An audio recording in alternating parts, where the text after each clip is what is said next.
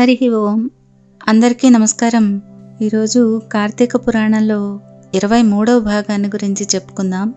వశిష్ఠ మహర్షి జనక మహారాజుకి ఇంకా ఇలా చెప్పాడు.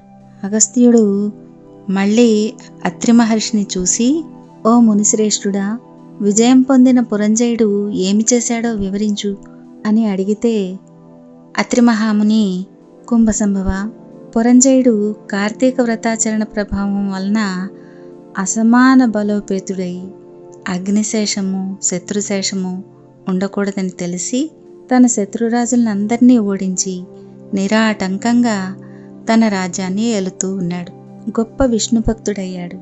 అతని విష్ణుభక్తి ప్రభావం వల్ల గొప్ప పరాక్రమవంతుడు, పవిత్రుడు, సత్యదీక్ష తత్పరుడు, నిత్యానదాత, భక్త ప్రియవాది, తేజోవంతుడు, వేదాంగవేత్త అయి ఉన్నాడు. ఇంకా అనేక మంది శత్రువుల్ని జయించి దశ దిశలా తన అఖండమైన కీర్తిని ప్రసరింపచేశాడు. శత్రువులకి సింహస్వప్నమై విష్ణు సేవా ధురంధరుడై కార్తీక వ్రత ప్రభావంతో కోటికి పడగెత్తి అరిషడ్వర్గాల్ని కూడా జయించాడు. అష్ట ఐశ్వర్యాలు ఇష్ట సంపదలతో తులతూగాడు. ఇన్ని చెప్పడం ఎందుకు? అతడు ఇప్పుడు విష్ణు భక్తాగ్రేసరుడు, సదాచార సత్పురుషులలో ఉత్తముడై రాణిస్తూ ఉన్నాడు. అయినా అతనికి తృప్తి లేదు. ఏ దేశంలో, ఏ కాలంలో, ఏ క్షేత్రంలో, ఏ విధంగా శ్రీహరిని పూజిస్తే కృతార్థుడవుతానా అని విచారిస్తూ ఉండగా ఒకానొక రోజు అశరీరవాణి, పురంజయ, కావేరీ నదీ తీరంలో శ్రీరంగం అనే క్షేత్రం ఉంది. దాన్ని 2వ వైకుంఠం అని పిలుస్తారు. నువ్వు అక్కడికి వెళ్ళి శ్రీరంగనాథ స్వామిని అర్చించు. నువ్వు ఈ సంసార సాగరాన్ని దాటి మోక్షప్రాప్తిని పొందుతావు అని పలికింది. అప్పుడు పురంజయుడు ఆ అశరీరవాణి వాక్యాలు విని రాజ్యభారాన్ని మంత్రులకు అప్పగించి సపరివారంగా బయలుదేరి మార్గమధ్యంలో ఉన్న పుణ్యక్షేత్రాలన్నింటినీ దర్శిస్తూ ఆయా దేవతల్ని సేవిస్తూ పుణ్య నదుల్లో స్నానం చేస్తూ శ్రీరంగాన్ని చేరుకున్నాడు. అక్కడ కావేరీ నది 2 పాయలై ప్రవహిస్తూ ఉంది.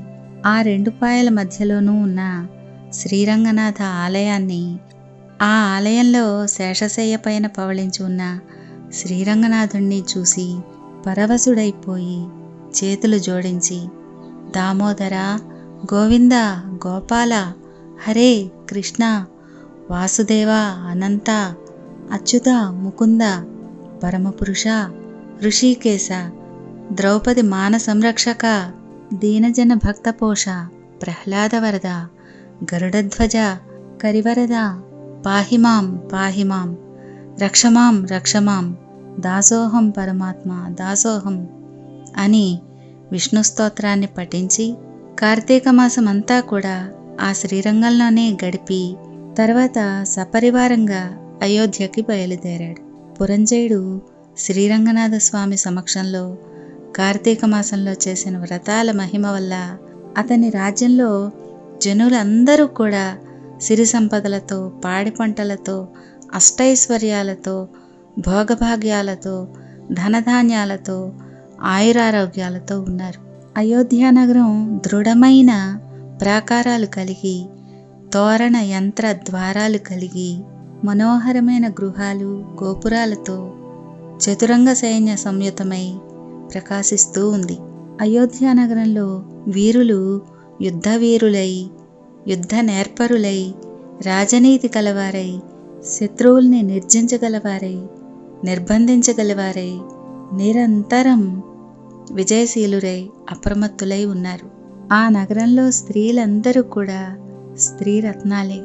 హంసగామినులు, గజగామినులు, పద్మపత్రాయతలోచనులు అంటే తామర రేకుల లాంటి పెద్ద కళ్ళు కలవారు. ఇంకా విపులమైన శోణిత్వము, విశాలమైన కటిత్వము, సూక్ష్మమైన మధ్యత్వము, సింహకుచ పీనత్వము కలిగిన రూపవతులని, శీలవతులని, గుణవతులని ఖ్యాతిని కలిగి ఉన్నారు. ఇలా అత్రి మహర్షి అగస్త్యునితో చెప్పాడని వశిష్ఠుడు జనక మహారాజుకి కార్తీక పురాణాన్ని చెప్తూ వివరిస్తూ ఉన్నాడు. ఇలా 23వ అధ్యాయం సమాప్తమైంది. తర్వాతి భాగంలో 24వ అధ్యాయాన్ని చెప్పుకుందాం. హరి ఓం.